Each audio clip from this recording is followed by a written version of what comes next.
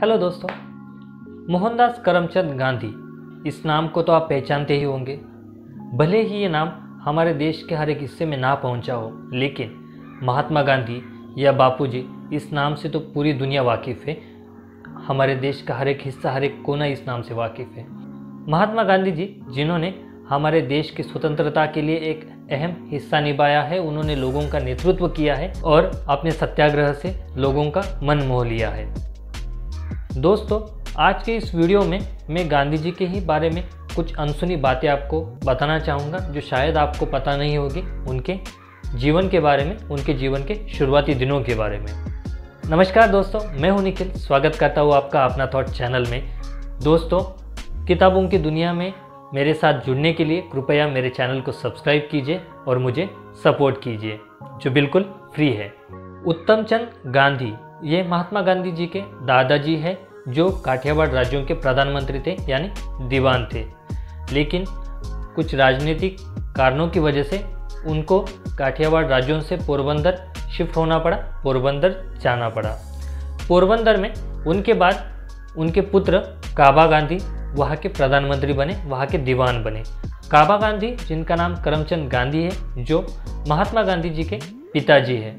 काबा गांधी जी ज़्यादा शिक्षा तो अर्जित नहीं कर पाए, लेकिन उनका धार्मिक ज्ञान बहुत अच्छा था।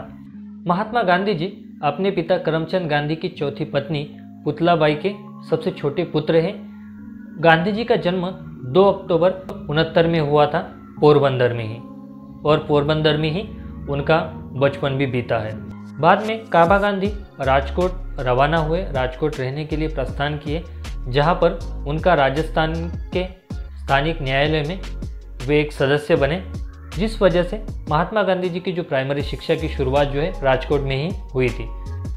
उसके बाद महात्मा गांधी जी की जो हाई स्कूल तक की शिक्षा है, उन्होंने राजकोट से ही पूरी की है। गांधी जी अपने छात्र जीवन में एक औसतन छात्र थे। एक बार की बात है, जब परीक्षा में बच्चों को लिखने के लिए कुछ शब्द दिए गए थे, जिसमें से एक शब्द था केटल, जो महात्मा गांधी जी सही तरीके से नहीं लिख पाए। ये बात परीक्षा के निरीक्षक अध्यापक जो है उनके सामने आई। उन्होंने उसे देखा और इस शब्द को सही करने के लिए उन्होंने पड़ोसी छात्र के नकल करने की सलाह दी। गांधी जी, जिन्होंने अब तक कभी नकल नहीं की थी, वो उस बात को नहीं कर पाए और उन्होंने अपने स्कूली जीवन में कभी नकल करना भी नहीं सीख पाए।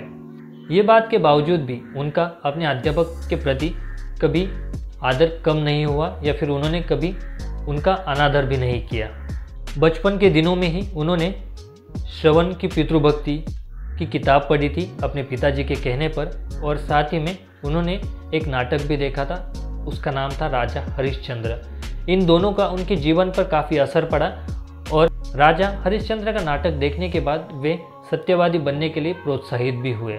तो दोस्तों, ये थी छोटी सी जानकारी महात्मा गांधी जी के बारे में, उनके बचपन के बारे में। अगर आपको ये कहानी पसंद आई है तो मुझे ज़रूर बताएं, ताकि उनकी और अनकही बातें मैं आप तक पहुंचा पाऊँ, इसके बारे में आपके लिए वीडियो बना पाऊँ। दोस्तों, गांधी जी का जीवन सच में एक सीखने के लिए अलग ही मिसाल रहा है। अगर आप उनके बारे में जानना चाहते हैं, आप उनके बारे में जानकारी लेना पसंद करते हैं, तो मुझे ज़रूर कमेंट करके बताइए, ताकि मैं आपको और भी विस्तृत जानकारी उनके अनकही किस्सों के बारे में आप तक पहुंचा पाऊँ। तो दोस्तों, कैसा लगा आपको मेरा ये वीडियो, मुझे ज़रूर बताइए और साथ ही औरों को ज़रूर शेयर कीजिए। और अगर आप पसंद करते हैं इस वीडियो को और आगे बढ़ाना चाहते हैं, तो डेफिनेटली अगले वीडियो में मैं अन्य नई कहानी के साथ, नई अनसुनी बातों के साथ हाजिर होऊंगा आपके सामने, या फिर नई किताब के साथ मैं आपके सामने हाजिर होऊंगा। तब तक पढ़ते रहिए, आगे बढ़ते रहिए।